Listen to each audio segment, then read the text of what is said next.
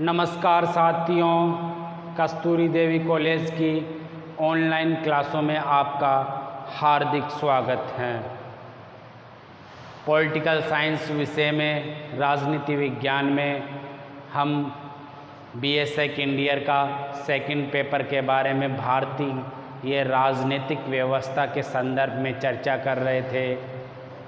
हम लोकसभा से पूर्व मूल अधिकार, नीति निर्देशक तत्व, राष्ट्रपति, उपराष्ट्रपति, प्रधानमंत्री, मंत्रिपरिषद, इन सभी के बारे में विस्तृत चर्चा कर चुके हैं। इसके अलावा हमने पिछली कक्षा में राज्यसभा के कार्य के संदर्भ में व उसकी सीमाओं के संदर्भ में बात की और राज्यसभा का महत्व औचित्य के संदर्भ में बात की। देखिए, जिस प्रकार से हमने पिछली कक्षा में पढ़ा कि संसद के 2 सदन होते हैं, राज्यसभा और एक लोकसभा, जबकि संसद के अंग कितने होते हैं? 3, राष्ट्रपति, राज्यसभा और लोकसभा। इसी प्रकार से हम बात करेंगे आज लोकसभा के संदर्भ में। देखिए, लोकसभा एक बहुत ही महत्वपूर्ण सदन है, यानी हम कहें तो जनता का सदन है। यह प्रत्यक्ष रूप से जनता के प्रति उत्तरदायी होता है, क्योंकि हर 5 वर्ष के बाद में इसके चुनाव होते हैं और अगर लोकसभा के जो सदस्य हैं वो जीतने के बाद में जनता के लिए कल्याणकारी कार्य नहीं करते तो दोबारा वो सत्ता में नहीं आ पाते, इसलिए यह जनता के प्रति उत्तरदायी होते हैं। देखिए, हम बात करें जो संसदीय शासन व्यवस्था है वो ब्रिटेन से ली गई है। लोकसभा हमारे यहाँ पर एक बहुत ही महत्वपूर्ण सदन है। जिस प्रकार से ब्रिटेन में इसका महत्व है, उसी प्रकार से हमारे यहाँ पर भारत में भी इसका बहुत ज़्यादा महत्व है। देखिए, हम बात करें लोकसभा की संरचना के बारे में, तो लोकसभा की संरचना है अनुच्छेद 81।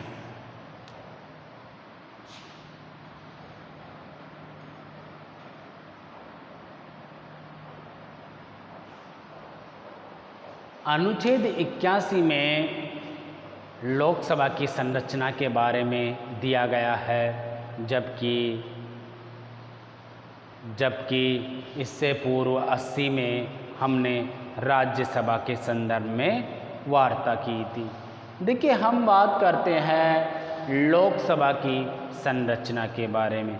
देखिए, इसमें जो सदस्य संख्या होती है सांसदों की, वो अधिकतम कितनी हो सकती है? 552।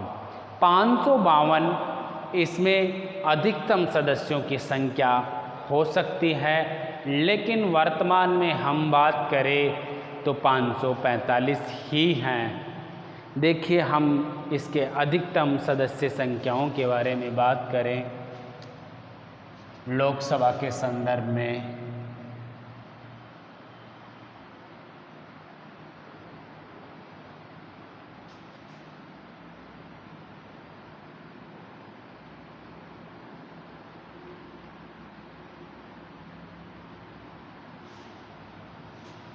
अगर हम बात करें वर्तमान में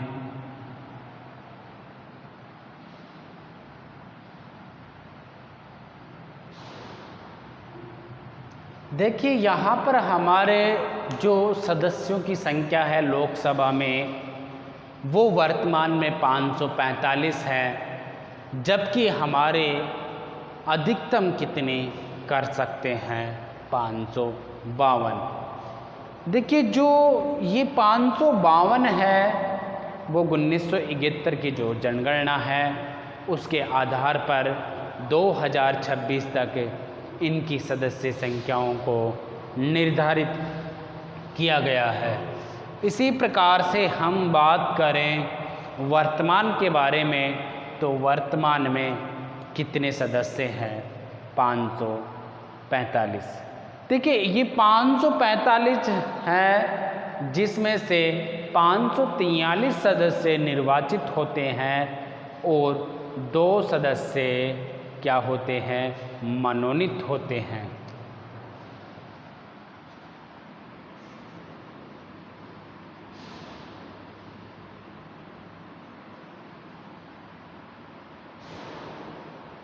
दो सदस्यों को राष्ट्रपति द्वारा मनोनीत किया जाता है।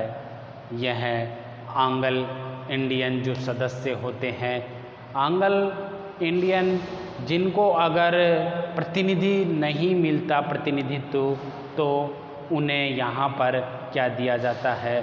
2 सदस्यों को मनोनीत किया जाता है। जबकि हम बात करें 543 के संदर्भ में, तो 543 निर्वाचित होते हैं ये सदस्य। यहाँ पर कुछ सदस्य तो केंद्र शासित प्रदेश से होते हैं और कुछ सदस्य राज्यों से होते हैं। हम बात करें 552 के संदर्भ में, यहाँ पर भी इनका डिवाइडेशन किया गया है।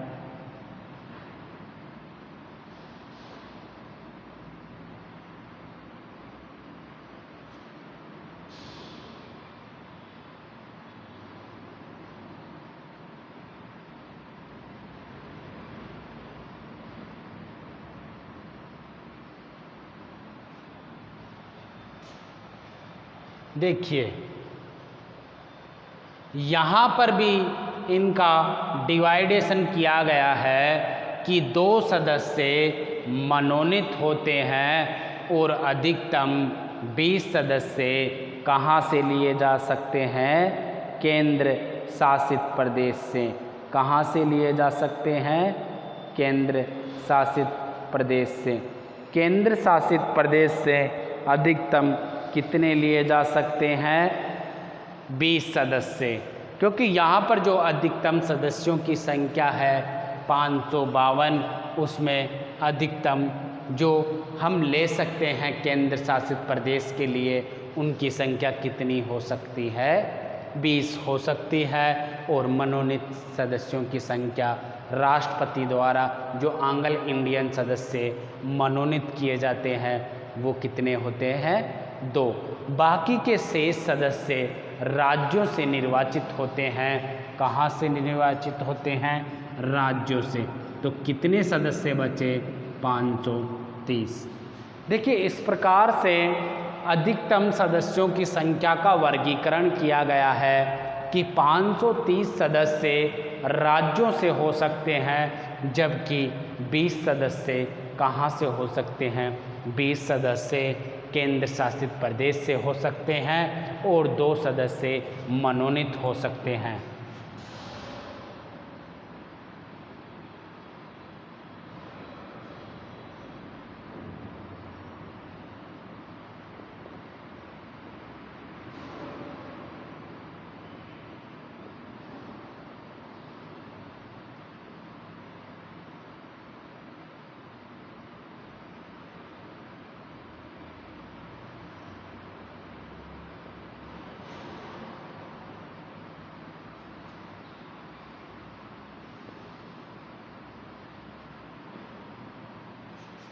यहाँ पर जो मनोनीत सदस्य होंगे उनकी संख्या कितनी होगी? 2 होगी। और राज्यों से होंगे उनकी सदस्यों की संख्या कितनी होगी? 543।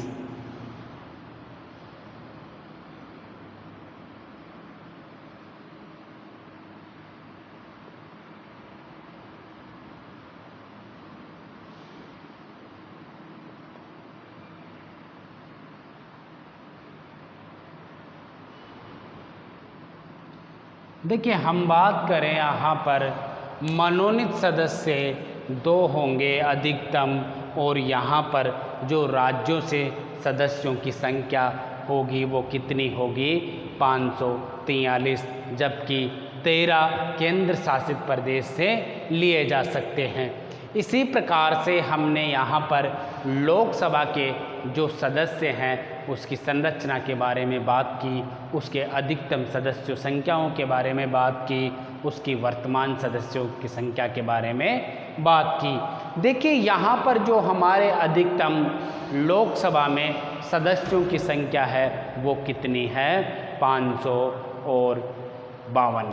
ठीक है, लेकिन अगर बात करें हम राज्यों से तो राज्यों से कितनी होगी अधिकतम, 530, जबकि केंद्र शासित प्रदेश से 20 सीटें। और हम बात करें कहाँ से, मनोनीत 2 सदस्यों को राष्ट्रपति द्वारा किया जाता है।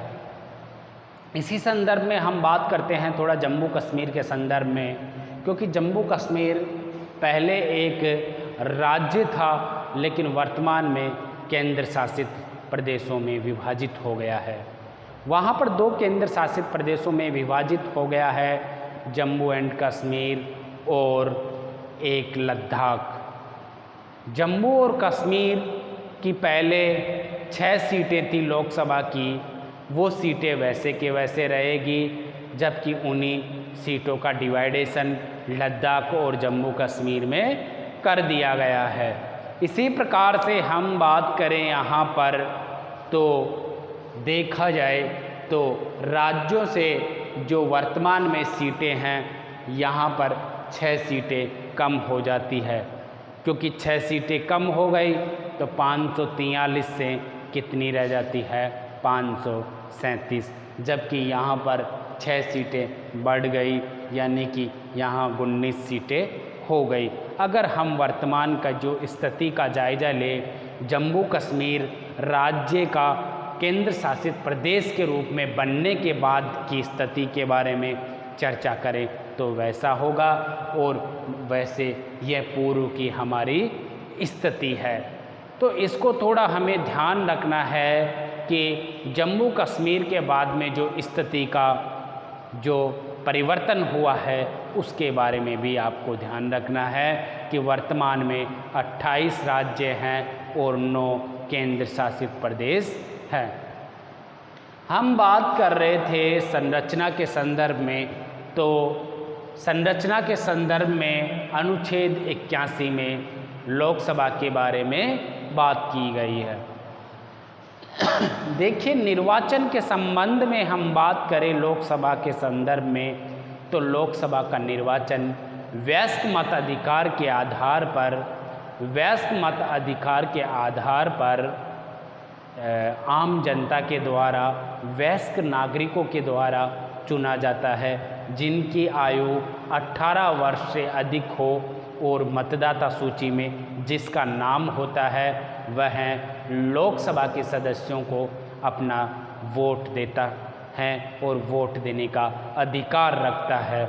इसी प्रकार से हम बात करें निर्वाचन से संबंधित, तो लोकसभा प्रत्यक्ष रूप से आम जनता से क्या है, आम जनता के प्रति उत्तरदायी है।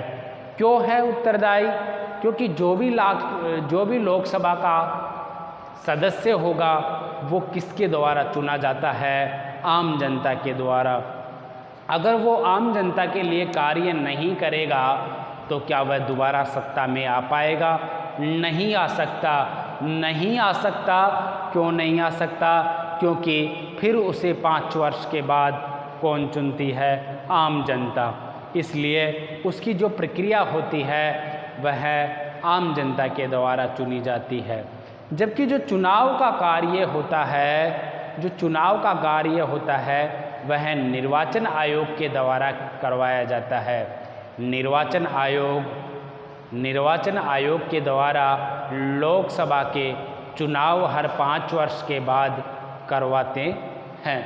हम बात करें निर्वाचन से संबंधित, तो यहाँ पर हमारे पूर्व में 21 वर्ष से अधिक उम्र के जो वयस्क नागरिक थे वो ही वोट देने में या इसमें भाग लेते थे।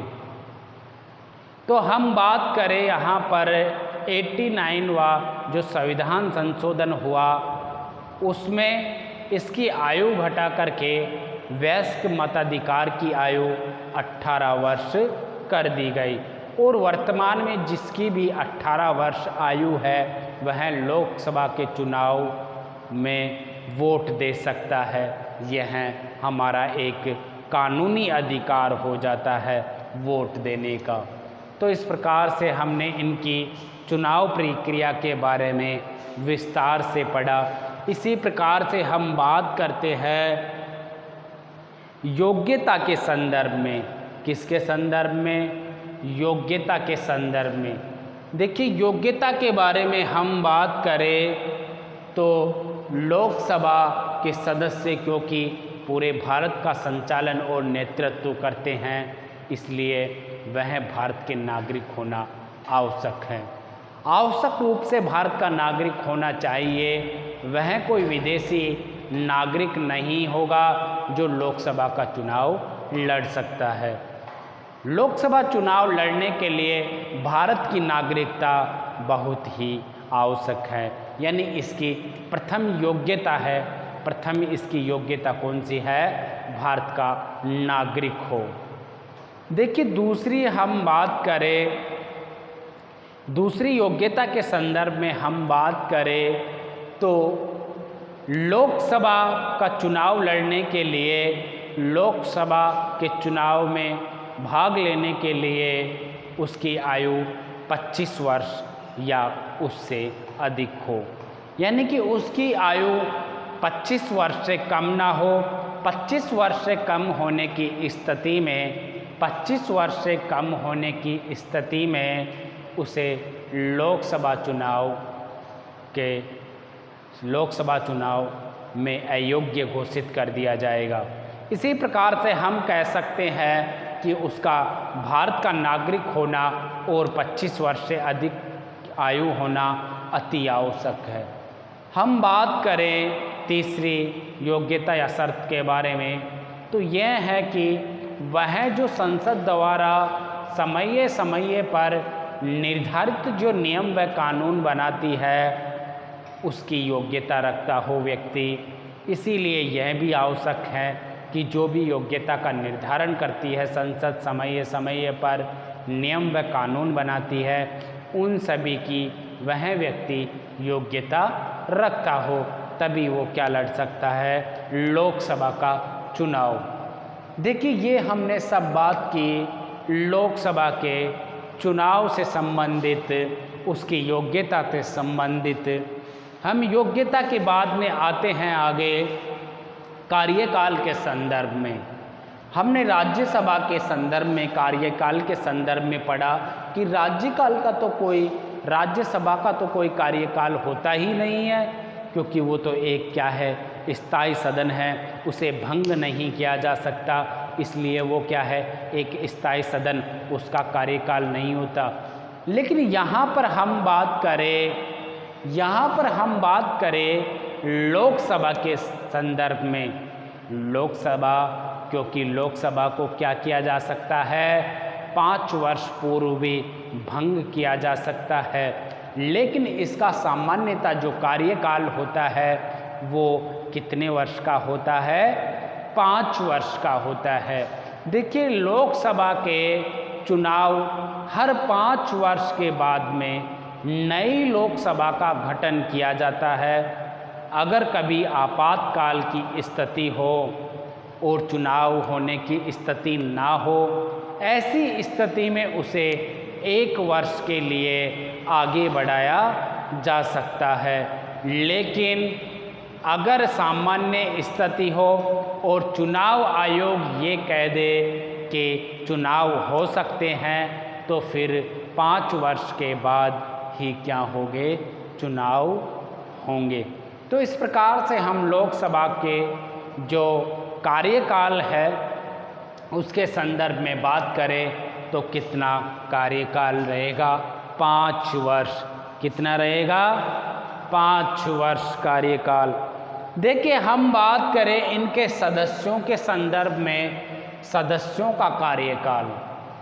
लोकसभा के जितने भी सदस्य होते हैं सभी सदस्यों का कार्यकाल भी सामान्यतः 5 वर्ष होता है। कितने वर्ष होता है? 5 वर्ष होता है सामान्यतः। लेकिन लोकसभा को 5 वर्ष पूर्व भी राष्ट्रपति के द्वारा भंग किया जा सकता है प्रधानमंत्री की सलाह पर, या फिर ऐसे राष्ट्रपति को महसूस हो कि सरकार को बहुमत नहीं है लोकसभा में, तो विश्वास मत मांगा जा सकता है। ऐसी कंडीशन में भी लोकसभा भंग हो सकती है। अविश्वास प्रस्ताव पारित होने पर भी लोकसभा भंग हो सकती है। तो इस प्रकार से हम कह सकते हैं कि वैसे तो लोकसभा की जो कार्यकाल होता है वो सामान्यतः 5 वर्ष का होता है, लेकिन हम बात करें 5 वर्ष पूर्व भी लोकसभा को क्या किया जा सकता है, भंग किया जा सकता है। 5 वर्ष पूर्व भी क्या किया जा सकता है, लोकसभा को भंग किया जा सकता है। सदस्यों का कार्यकाल भी कितना होगा, 5 वर्ष का होगा। सदस्य का कार्यकाल कितने वर्ष का होगा, 5 वर्ष का होगा सामान्यतः। हम बात करें अब पदाधिकारियों के बारे में। देखिए, जो अगला अपना मुख्य टॉपिक है, लोकसभा के प्रमुख पदाधिकारी। लोकसभा के प्रमुख क्या है, पदाधिकारी, यानी इसके पदाधिकारी कौन कौन से प्रमुख होते हैं। देखिए, हम बात करें प्रथम पदाधिकारी के बारे में, तो इसका होगा लोकसभा अध्यक्ष, जिसे हम इंग्लिश में स्पीकर कहते हैं। स्पीकर जो कि किसकी अध्यक्षता करता है, लोकसभा के सदस्यों की। देखिए, अध्यक्षता करता है लोकसभा के सदस्यों की कौन, स्पीकर। स्पीकर का प्रमुख कार्य होता है लोकसभा की अध्यक्षता करना। हम अगर लोकसभा अध्यक्ष के कार्यकाल के संदर्भ में बात करें तो उसका कार्यकाल भी सामान्यतः 5 वर्ष होता है, लेकिन अगर जब तक नई लोकसभा का गठन नहीं हो जाता तब तक वह अपने पद पर बना रहता है। देखिए, ये कंडीशन होती है लोकसभा अध्यक्ष की। अध्यक्ष की ऐसी स्थिति होती है कि जब तक नई लोकसभा ना हो जाए, चाहे लोकसभा भंग हो गई हो, लेकिन जब तक नई लोकसभा का गठन नहीं होता तब तक लोकसभा का जो अध्यक्ष होता है वह अपने पद पर बना रहता है। देखिए, हम बात करें लोकसभा के अध्यक्ष के संदर्भ में, तो लोकसभा का जो अध्यक्ष होता है उसका निर्वाचन उन्हीं व्यक्तियों में से किया जाता है। यानी हम बात करें लोकसभा का जो अध्यक्ष होता है वो उनके सदस्य जो लोकसभा के सदस्य होते हैं उसमें से ही बहुमत के आधार पर लोकसभा का अध्यक्ष चुना जाता है। इस प्रकार से हम कह सकते हैं कि जो लोकसभा का अध्यक्ष होगा वो सरकार के पक्ष में होगा, क्योंकि लोकसभा में जिसका बहुमत होता है उसी की सत्ता होती है। तो इस प्रकार से हम कह सकते हैं कि लोकसभा में अध्यक्ष होगा, कौन होगा लोकसभा में अध्यक्ष, जिसकी सत्ता पक्ष में सरकार होगी। देखिए, हम बात करते हैं पदाधिकारियों के संदर्भ में, तो हमारा प्रमुख पदाधिकारी कौन सा है, लोकसभा अध्यक्ष यानी कि स्पीकर। इसके बाद में हम बात करें अगले पदाधिकारी के बारे में, तो वो होगा उपाध्यक्ष यानी डिप्टी स्पीकर। देखिए, डिप्टी स्पीकर के बारे में हम बात करें तो उसका कार्यकाल भी सामान्यतः 5 वर्ष का होता है। उसका प्रमुख कार्य होता है जब लोकसभा की अध्यक्षता अध्यक्ष ना कर पाए तब उस समय ये उसकी अध्यक्षता करने का ही कार्य होता है। देखिए, ये भी एक क्या है, डिप्टी स्पीकर भी एक प्रमुख पद है किसका, लोकसभा का। देखिए, इनके अलावा हम बात करें लोकसभा में, तो लोकसभा में और भी कुछ मोस्ट और इम्पोर्टेंट पद होते हैं। जिसमें सचिव, जो लोकसभा सचिव होते हैं, लोकसभा महासचिव, जो लोकसभा महासचिव होता है, सारे लोकसभा महासचिव क्या करता है, जो अध्यक्ष होता है उसके कार्य संचालन में सहयोग के रूप में कार्य करता है, जबकि जो लोकसभा सचिव होते हैं वो सदस्यों के सहायक के रूप में कार्य करते हैं। तो वो भी क्या होते हैं, एक पदाधिकारी होते हैं और लोकसभा के संचालन में महत्वपूर्ण भूमिका निभाते हैं। इस प्रकार से हमने पदाधिकारियों के बारे में बात की। जो सचिव होता है वो आईएएस अधिकारी के समान योग्यता यानी कि आईएएस अधिकारी के बराबर रैंक वाले को बनाया जाता है। इस प्रकार से हमने बात की पदाधिकारियों के संदर्भ में। देखिए, हम आगे बात करते हैं वेतन के संदर्भ में। लोकसभा के वेतन के संदर्भ में हम बात करें तो लोकसभा का वेतन, सदस्यों का वेतन समय समय पर संसद निर्धारित करती है। इनके वेतन भत्ते और पेंशन में बढ़ोतरी ये सब कुछ कौन करती है, निर्धारित संसद करती है। जबकि जो लोकसभा को वेतन दिया जाता है, जबकि जो लोकसभा को वेतन दिया जाता है वह संचित निधि से प्राप्त होता है। तो इस प्रकार से आज हमने पढ़ा लोकसभा के संदर्भ में विशेष अध्ययन किया कि लोकसभा की संरचना किस प्रकार होती है। यह एक लोकसभा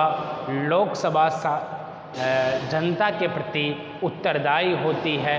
लोकसभा को एक लोकप्रिय सदन कहते हैं क्योंकि प्रत्यक्ष रूप से जनता द्वारा चुनी हुई होती है।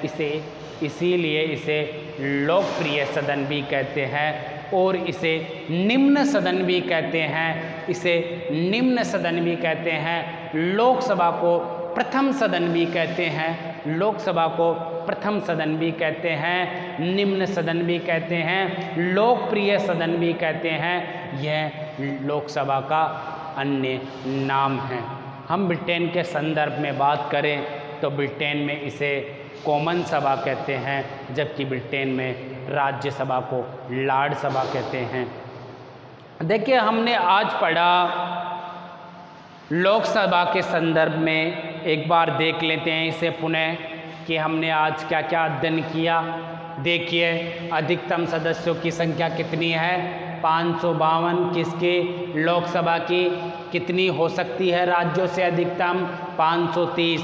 जबकि केंद्र शासित प्रदेशों से अधिकतम कितनी हो सकती है, 20। जबकि मनोनीत कितने हैं, 2। देखिए, हम बात करें 2 कौन होंगे, एंग्लो इंडियन।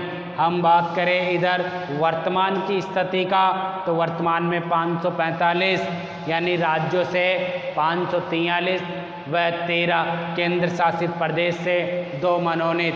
देखिए, वर्तमान के संदर्भ में हम जम्मू कश्मीर के बाद अगर हालात के बारे में बात करें तो यहाँ पर कितने हो जाएंगे, 537। यहाँ पर हो जाएंगे 19। और ये वर्तमान में अगर देखा जाए इसी समय तो एंग्लो इंडियन का पद समाप्त कर दिया गया है, लेकिन अभी इसकी घोषणा बाकी है। देखिए, हम बात करें यहाँ पर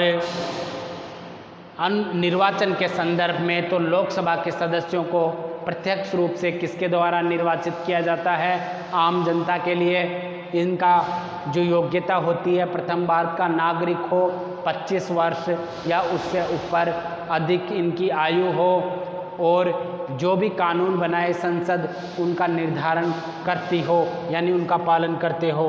कार्यकाल 5 वर्ष का इनका और इनके सदस्यों का सामान्यता। हम बात करें पदाधिकारियों के बारे में तो स्पीकर, डिप्टी स्पीकर और सचिव, महासचिव, ये इसके क्या है, प्रमुख पदाधिकारी। और हम बात करें वेतन की तो वेतन कहाँ से मिलता है, संचित निधि से, जबकि इनका निर्धारित समय समय पर कौन करती है, संसद। इस प्रकार से हमने आज लोकसभा के बारे में विस्तृत चर्चा की। कल हम बात करेंगे डिप्टी स्पीकर, स्पीकर के कार्यों के संदर्भ में, और इसके बाद में हम बात करेंगे लोकसभा के कार्यों के बारे में, इसके बाद में लोकसभा की सीमाओं के बारे में, फिर इसके बाद में क्या लोकसभा का कैसे किस प्रकार से औचित्य हैं या नहीं हैं इसके संदर्भ में। इसी प्रकार से हम आगे बढ़ेंगे और हमारा वीडियो आप देखते रहिए, लाइक करते रहिए, शेयर अधिक से अधिक कीजिए ताकि आपके मित्रों को भी फ़ायदा मिले, और सब्सक्राइब भी कीजिए ताकि आगे आपको नेक्स्ट वीडियो प्राप्त हो सके। नमस्कार, धन्यवाद।